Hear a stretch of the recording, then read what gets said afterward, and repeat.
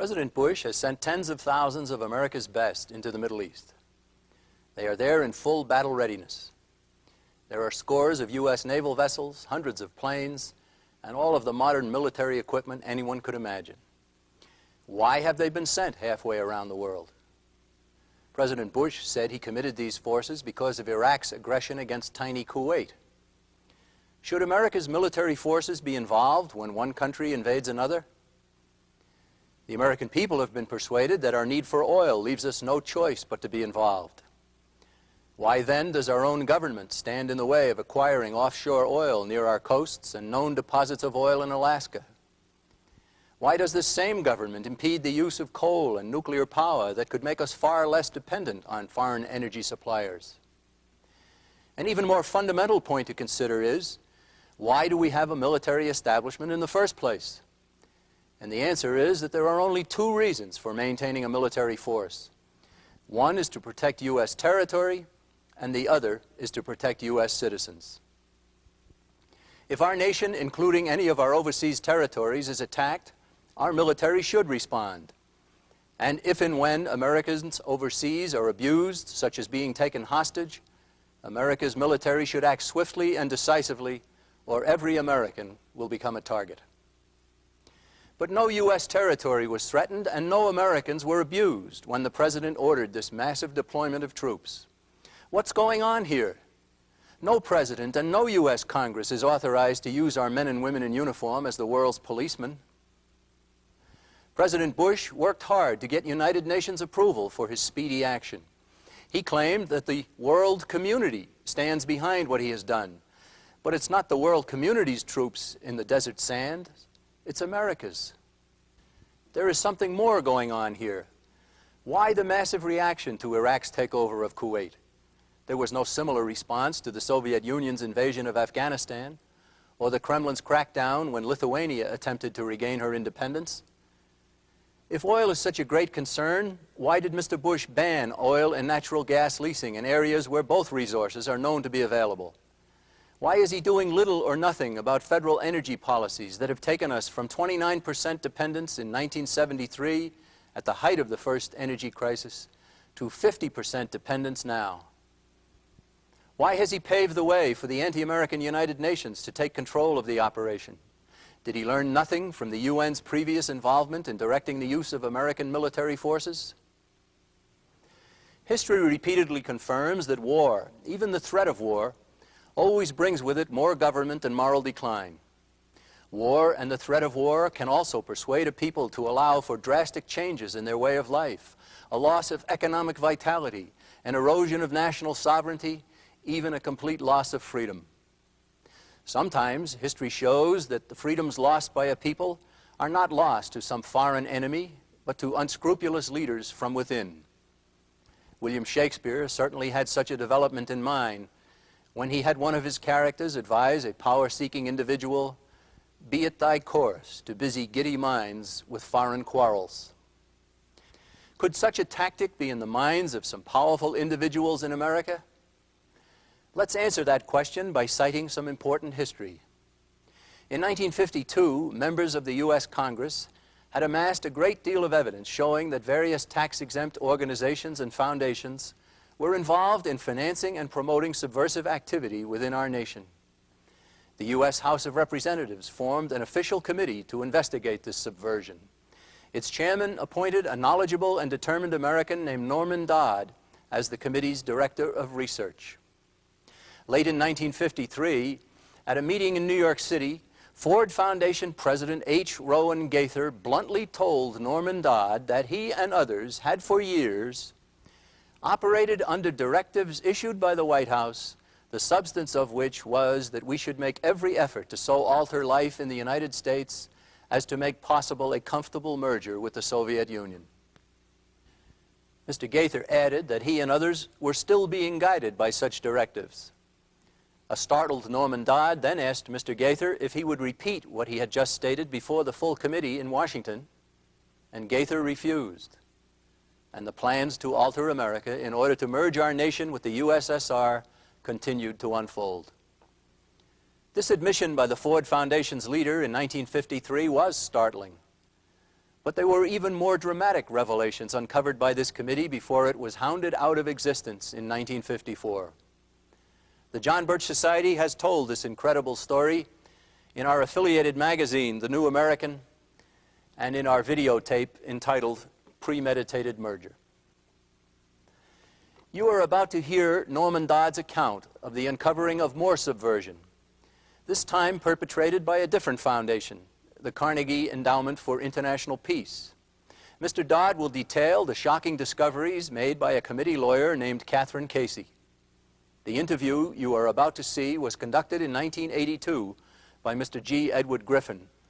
Mr. Dodd is now deceased. She was on your staff. Let's start at that point, if you don't mind, sir. I selected this a lady on my staff by the name of Catherine Casey, who had been a practicing attorney in Washington, but who was on my staff having been put there politically in order to see to it that I didn't break any congressional procedures or break any rules.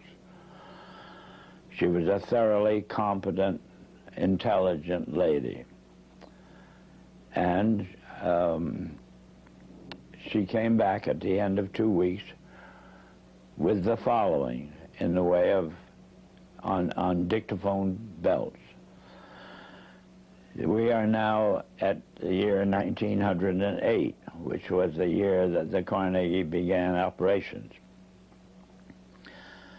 And in that year, the trustees, meeting for the first time, raised a specific question, which they discussed throughout the balance of the year in a very learned fashion. And the question is there any means known more effective than war, assuming you wish to alter the life of an entire people? And they conclude that no more effective means than war to that end is known to humanity. So then in 1909 they raised the second question and discussed it, namely, how do we involve the United States in a war? Well, I doubt at that time if there was any subject more removed from the thinking of most of the people of this country than its involvement in a war. There were intermittent shows in the Balkans, but I doubt very much if many people even knew where the Balkans was. Then finally, they answer that question as follows. We must control the State Department. And then that very naturally raises the question of how do we do that? And they answer it by saying we must take over and control the diplomatic machinery of this country. And finally they resolve to aim at that as an objective. Then time passes and we are eventually in a war, which would have been World War I. And at that time they record on their minutes a shocking report in which they dispatched to President Wilson a telegram cautioning him to see that the war does not end too quickly. And finally, of course, the war is over. At that time, their interest shifts over to preventing what they call a reversion of life in the United States to what it was prior to 1914, when World War I broke out. And they arrive at that point, they come to the conclusion that to prevent a reversion, we must control education in the United States. And they realize that that's a pretty big task. So to them, it is too big for them alone, so they approach the Rockefeller Foundation with the suggestion that that portion of education which could be considered domestic be handled by the Rockefeller Foundation, and that portion, which is international, should be handled by the endowment. And they then decide that the key to the success of these two operations lay in an alteration in the teaching of American history. So they approach four of the then most prominent teachers of American history in the country, people like Charles and Mary Bird, and their suggestion to them is, will they alter the manner in which they present this subject, and they get turned down flat. So they then decide that it is necessary for them to do, as they say, build our own stable of historians. And then they approach the Guggenheim Foundation, which specializes in fellowships, and say, when we find young men in the process of studying for doctorates in the field of American history, and we feel that they are the right caliber, will you grant them fellowships on our say-so? And the answer is yes. So under that condition, eventually they assemble 20. And they take this 20 potential teachers of American history to London, and there they're briefed into what is expected of them when, as and if they secure appointments in keeping with the doctorates they will have earned. And that group of 20 historians ultimately becomes the nucleus of the American Historical Association. And then toward the end of the 1920s, the endowment grants to the American Historical Association $400,000 for a study of our history in a manner which points to what can this country can it look forward to in the future. And that culminates in a 7-volume study, the last volume of which is, of course, in essence a summary of the contents of the other 6. And the essence of the last volume is the future of this country belongs to collectivism administered with characteristic American efficiency. That's the story that ultimately grew out of, and of course was what could have been presented by the members of this congressional committee to the Congress as a whole for just exactly what it said. But they never got to that point. This is the story that emerged from the minutes of the Carnegie Fund. That's right. The Carnegie Endowment That's Fund. right. And so... It was official to that extent. I see. And Catherine Casey brought all of these back in the form of dictated notes or verbatim readings of the minutes. On dictaphone belts. Are those in existence today? I don't know. If they are, they're somewhere in the archives under the control of the Congress, House of Representatives. How many people actually heard those, or were they typed up, transcripts made of them? How many people actually heard those recordings? Oh, 3 maybe. Myself, my top assistants, and Catherine.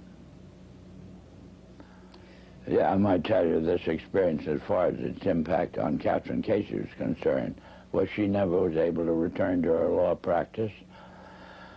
If it hadn't been for Carol Reese's ability to tuck her away on a job with the Federal Trade Commission, I don't know what would have happened to Catherine, but ultimately she lost her mind as a result of it. Terrible shock. Some of what you have just heard must seem unbelievable. Serious-minded men with great wealth at their disposal seeking to change America? A desire to involve our nation in war? And even to prolong the war in order to gain hidden objectives? These same men sought to control the State Department, and then American education, and then the teaching of history, altering it to promote what they called collectivism and what is more commonly known as socialism, the same goal of every communist who ever lived. Their overall goal was world government, run by them, and they have made frightening progress toward achieving it. The Congressional Committee also investigated the Council on Foreign Relations, a little-known private group headquartered in New York, whose members do dominate the State Department, and also the mass media, the military, the corporate world, and, as might be expected, the tax-exempt foundations. In its final report in 1954, the committee made note of the work of Catherine Casey, stating that the material she gathered shows clearly the interlock between the Carnegie Endowment for International Peace and some of its associated organizations, such as the Council on Foreign Relations and other foundations, with the State Department. The committee said that the Council on Foreign Relations publications, quote, are directed overwhelmingly at promoting the globalistic concept, end quote, and that the organization had become, in essence, an agency of the U.S. government carrying its international bias with it. What's this got to do with 100,000 American military personnel in the Middle East in the 1990s? Plenty, as we intend to show. Members of the Council on Foreign Relations are directing this operation, as they have directed practically every step taken by our nation in the field of foreign affairs for better than 50 years. The CFR goal: one world socialism, world government, internationalism. Scrap the Declaration of Independence in the U.S. Constitution. Replace both with a world government charter. Pull down the stars and stripes and run up the United Nations flag instead. Merge our nation with communism in a one-world tyranny. This is what they want, and that's what many large foundations and groups like the Council on Foreign Relations have been working towards for most of the 20th century. Read the history of the Council on Foreign Relations in The Shadows of Power by James Perloff. Help those of us who are trying to keep our nation independent by spreading understanding about these globalists and their goals. In 1962, a Council on Foreign Relations member named Dr. Lincoln P. Bloomfield authored a study entitled A World Effectively Controlled by the United Nations. This study was financed by the State and Defense Departments, each headed at the time by a member of the Council on Foreign Relations. In it, Dr. Bloomfield discussed why numerous U.S. officials had consistently aided world communism. That they had been supplying various kinds of aid to the USSR may come as a surprise to some Americans, but that they were doing so is beyond question. Dr. Bloomfield gave a reason for this treasonous activity as follows.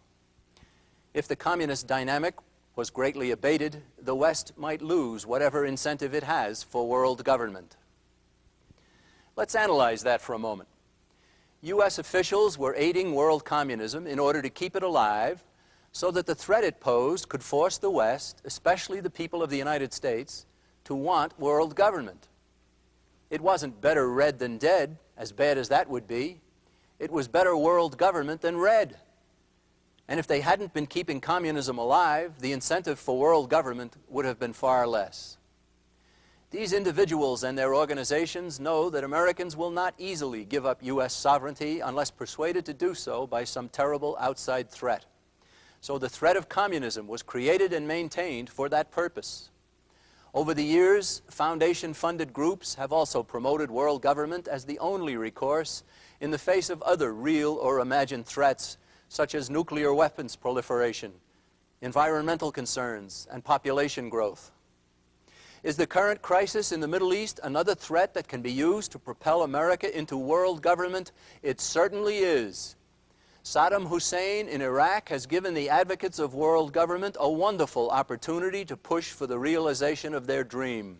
Hussein marched into Kuwait. President Bush marched 100,000 American troops off to the Middle East. And if Americans aren't careful, their nation will be marched off into world government. President Bush served as a member of the board of directors of the Council on Foreign Relations as recently as 1979. He has maintained ties with this world government promoting organization all during his years as vice president and now as president. Today, there are 348 CFR members serving as U.S. government officials, yet there are only 2,556 individuals in this entire organization. Among the Council on Foreign Relations members directing this highly questionable use of U.S. military forces are Secretary of Defense Cheney, National Security Advisor Scowcroft, Deputy Secretary of State Eagleburger, and Chairman of the Joint Chiefs of Staff, General Powell. Federal policies have made America heavily dependent on foreign oil. We are now importing 50% of the oil we use, and that figure is expected to rise by another 3% each year. If we were not in this fix, our nation's response to Iraq invading Kuwait could have been, "It's awful that a tyrant is forcing his will on a small neighbor, but it's none of America's business, and we have no intention of getting involved." Even with our dependence on foreign oil, our response should have been the same. The only reason for sending troops into the area is to safeguard Americans, many of whom were taken as hostages after American troops arrived on Iraq's doorstep. President Bush seems determined at this point to let the United Nations dictate what our forces do, or to credit the United Nations for solving the problem he helped to make into the world's problem in the first place. The boost in prestige and importance for the world government under the UN has been tremendous. In addition, the economically strapped Soviet Union, still led by the criminals who raped Afghanistan and who continue to suppress millions yearning to be free, is now being considered a great ally by the Bush administration. Massive additional aid has been offered.